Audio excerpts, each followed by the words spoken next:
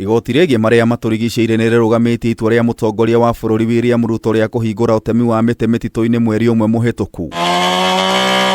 Kugerera ciira ũrĩa wagathĩkirwo nĩ kiama kĩa mawakiri LSK gĩkĩregana na itwa rĩa mũtongoria wa bũrũri, Mucirithania Oscar Angote nĩetĩkĩranĩtie na mahoya ma LSK tiga kũrũgamia ũgethi wa mĩtĩ. Mucirithania Angote nĩathĩte thirikari kwaga kũhe ene ithĩi cia mbaũ marũa na ningĩ akarũgamia ũrĩmi wa mitituini kana Shamba System. LSK kugerera wakiri gĩcohi wa Werũ moigĩte itwa rĩa kũhingũra mĩtitũ rĩtaumanire na ũthuthuria wa gĩsayansi na mawatho marũmu kuona bũrũri no ũragũmĩrwo nĩ ũthũkangia mũnene wa mĩtitũ.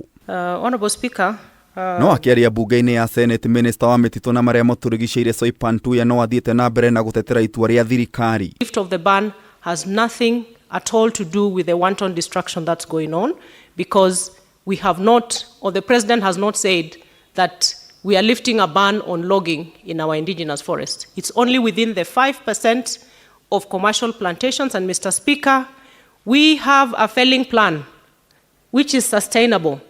We cannot, even within those commercial plantations, we cannot do more than 5,000 hectares in a year.